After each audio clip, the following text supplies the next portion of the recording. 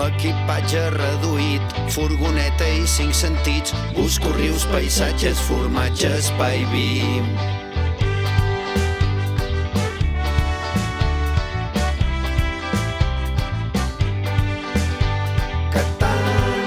Catalunya cantant, cantant, Catalunya tant, tant, tant.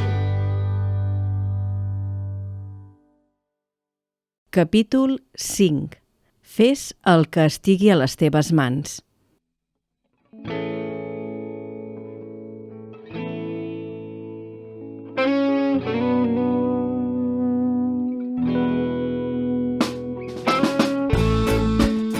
En aquest capítol anem a Castellgalí, al Bages, als peus de la muntanya de Montserrat, en concret a Ireom, un projecte col·lectiu que recupera l'esperit de fer les coses com antes.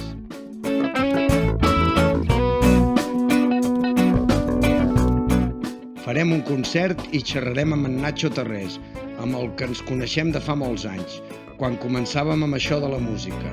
Ell iniciava els gossos i jo ni te'ls miris. Ha plogut molt des d'aleshores, no tant com voldríem.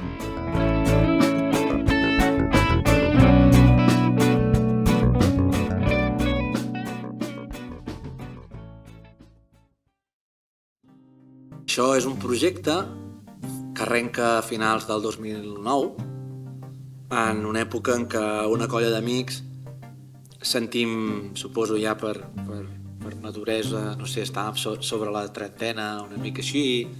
Ja havíem participat alguns de nosaltres en projectes comunitaris, col·lectius i una mica aquella necessitat de dir i el món que ve, quina és la nostra contribució, no?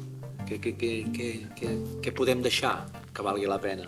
I des d'aquesta idea, també inspirat per altres projectes que havíem anat a visitar, col·lectius de persones que eren capaces de fer coses, d'organitzar-se i tirar endavant, que no calia que fossin un grup gaire espectacular de molta gent, sinó que un petit grup de persones tenen la capacitat de transformar i de fer coses visibles. I una mica ens vam proposar, a través d'aquesta finca, que en diem que es diu Can Casasaies, una finca que portava uns 100 anys abandonada, sense projecte, doncs ens vam proposar que això podia ser un laboratori d'experiències. I una mica el que ens vam proposar era reconstruïm aquest espai, ens permet experimentar amb tècniques, per exemple, de bioconstrucció sostenible. Per tant, hem fet molt de treball en pedra, que és el que es feia aquí, també en fusta, reaprofitant la fusta dels boscos, i també hem fet construccions en palla i fang, hem fet una cúpula geodèsica, una cúpula autocomportant, diferents models que ens semblaven que el sentit que tenia era, mira, tenim un espai per reconstruir, fem-ho aplicant diferents tècniques, així també podrem validar si realment val la pena o no, perquè cada cosa té el seu lloc. I el mateix ha passat amb l'energia, som un lloc desconnectat de la xarxa, per tant era experimentar també amb l'energia solar, la gestió de l'aigua, vull dir que la gestió de les estructures i el punt possiblement més important per nosaltres, que és la gestió de les persones també, no? De com fem persones que compartim valors, idees, objectius, com ho fem per fer-ho, per tirar endavant, no? Perquè quan et poses en projectes col·lectius o comunitaris, en general tothom et diu ui, on te vas? Això acabarà malament, no? Clar. I és perquè realment les persones no ens han ensenyat gaire ni a cooperar, ni a treballar en equip, i moltes vegades a la primera de canvi que apareix algun conflicte les persones surten corrent, no? I d'alguna manera, així com nosaltres hem anat a buscar el nostre entorn i allà on hem pogut idees i tècniques per aprendre tant la bioconstrucció com l'energia, etc., doncs també ho hem fet amb el tema de facilitació grupal i hem intentat aplicar-ho en el nostre grup per poder caminar. Al final és un projecte que no té una finalitat en si, sinó que la idea és intentar, ara que ja portem 10 anys, que ja hem construït una sèrie d'espais, doncs aquí intentem que sigui un espai de formació, on hi ve la gent a fer tallers, alguns els muntem nosaltres, altres lloguem l'espai perquè es faci possible, i després hi ha tota una vessant també cultural. En definitiva vindria això, un projecte que al final és un nom, que és un acrònim, que és IREO, que és Institut de Recerca Holística de Montserrat. Vale. Doncs abans em preguntava què volia dir. I el tema de holístic doncs és una paraula que crec que cada cop la gent coneix més. Quan vam començar a semblar una cosa rara i havíem d'explicar-la constantment, però holístic vol dir que d'alguna manera està tot interconnectat. Que en lloc de... La nostra societat, una de les coses que ha fet és que ens hem especialitzat molt de coses allò molt concretes, però ens hem desconnectat del sentit que té quan els juntes totes les altres, no? La gran majoria de la gestió, fins que no van aparèixer els ajuntaments i tot això, eren comunals. Per tant, eren terres que la gent es trobava i decidien entre tots com es gestionava. I fins i tot hi ha paraules tan maques com que hi havia les juntes d'arbre. La gent, junta d'arbre. Una junta d'arbre era una plec on es trobaven els propietaris comunals, que eren els veïns i veïnes de la zona, es trobaven a passar el dia sota un arbre i allà feien el seu consell i decidien les seves coses i es posaven i miraven el benefici en comú, perquè al final aquell bosc, aquella terra, ara és teva però demà serà de l'altre i com millor la gestionem, més bons resultats ens donaran al futur, no? Aquesta mirada que la teníem aquí, és que hi ha tantes coses que hauríem de recuperar, com el concepte de les cooperatives, els mancomunals, les caixes, tot el tema de les mútues, tot això ho va crear la societat obrera especialment i la gent humil, que què feien? Entre tots, posaven un granet i granet a granet, coi, tenies un paquet d'arròs, no? Jo crec que hem de tornar una mica cap aquí, no?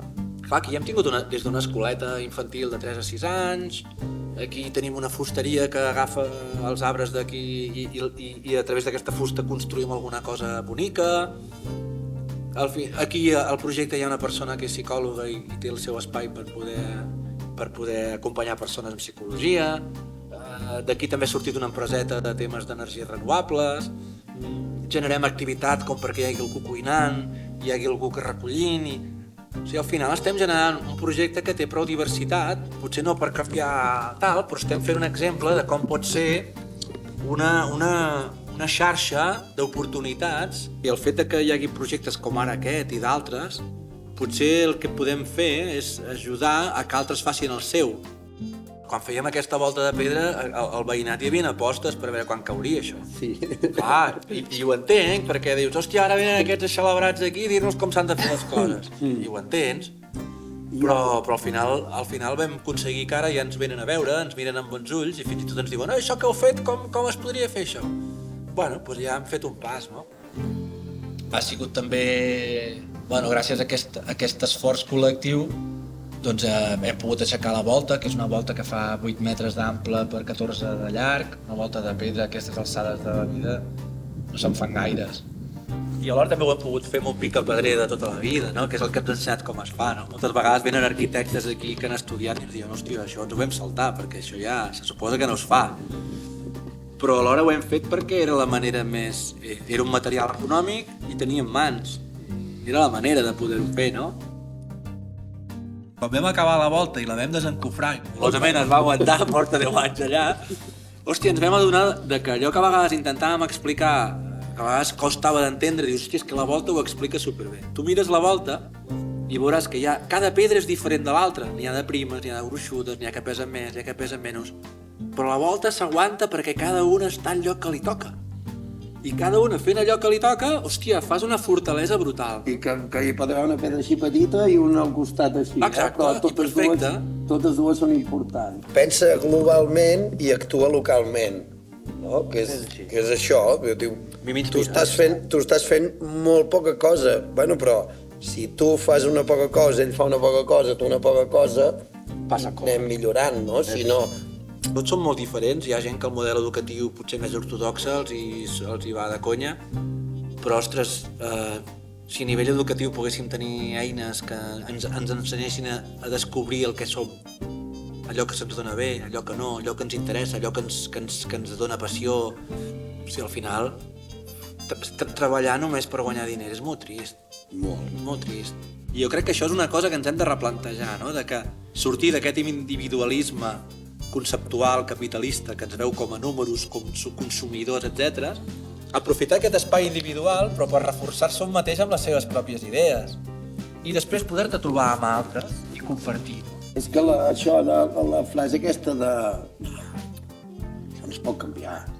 aquest discurs, que ens l'han repetit fins a la societat, en plan, no... Digue-li als nostres avis. I no, això funciona així, tio, és que què vols? Clar, és que tots són utòpics. I dic jo, molts discurs els he fet per mi, per el camí del procés, això que deies tu, no, la finalitat m'és igual, és... El necessito fer. He sigut capaç de fer un disc jo sol. O sigui, orgullós de la feina que has fet, saps? Que t'emociones i dius, hòstia, ja... Perquè l'has fet tu, coneixes el procés, veus el què... Ara mateix m'imagino projectes també artístics o coses. És que no m'hi veig amb aquestes coses grans i l'energia que hi has de posar. Dius, al final et compensa tot això? Jo crec que compensa molt més la satisfacció de poder fer coses que veus quin impacte tenen directament amb les persones i allò que fas i et permet millorar. Al final jo crec que dors més tranquil. Sí. I com tot, està bé, experiències. Jo no tiraria marxa enrere, no canviaria massa res, però sobretot em quedo amb haver pogut viatjar, haver pogut conèixer gent, conèixer territoris i sobretot extreure la saviesa que ja hi ha, perquè és que el que ja hi ha al territori, hòstia, allò s'ha cuinat durant molts anys i molt de temps, hi ha coses molt interessants a cada lloc. Hi ha un punt anem a desaprendre per tornar a reaprendre allà on ens vam desconnectar de tot plegat, no?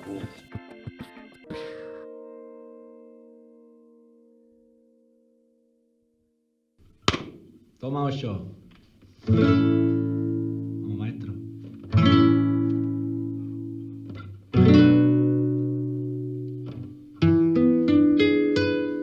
Na na na na na na na na na na na na na na na na na na na. Serà que estic boig? Serà que somio despert? Serà perquè t'estimo per sobre de les meves possibilitats? Serà que aquest gin tònic m'ha pujat? Serà que l'amor és enfermetat? Serà que finalment ja m'he curat d'un amor anclat, rovellat? Rovellat. Digue-li tu. Serà que tinc la sort al meu costat? Serà que fins ara no m'he arriscat? Serà que tant amor acumulat se m'ha desbordat? Serà que estic equivocat? Serà que estic extramotivat? Serà que et vull a prop? Serà que et tinc present? Constant. Serà que ho vull? Serà que ho sé? Serà que ho vull, demà no ho sé. Serà que sóc sincer? Serà que fem l'amor? Serà que amb tant amor se'm desborda el cor? Serà que no esperem res de la vida, però volem tot i ho volem ja? Només tinc paraules amables. Només tinc frases boniques. Quina pastelera porto dins. Tinc el cor que em surt del pit, rebento si no t'ho dic. Tinc un sentiment profund que m'angoixa fins un punt. Tinc ímpetu i tinc impuls, tinc ganes d'estar junts. Em fa sentir bé, em fa sentir pau, em fa sentir guapo i em fa sentir guai i lliure. Jo vull ser lliure, jo et vull fer riure, avui valdrà lliurar. Serà que he tingut sort de conèixer-te? Serà que tinc el cel per tu i per mi i unes ganes boges a vivir? Sóc un romàntic o sóc un pardal que vola massa alt? Sóc un sarcàstic, irònic, poni professional? Sí, sí, sí, sí.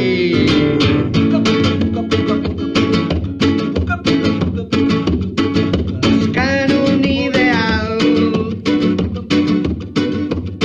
buscant un ideal.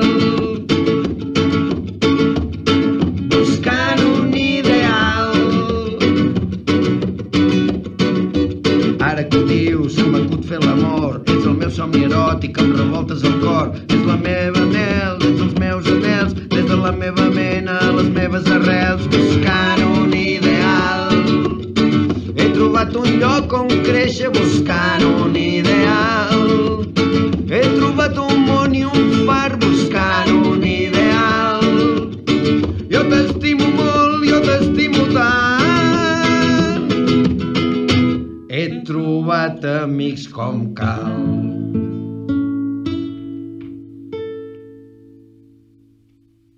Cal Marx.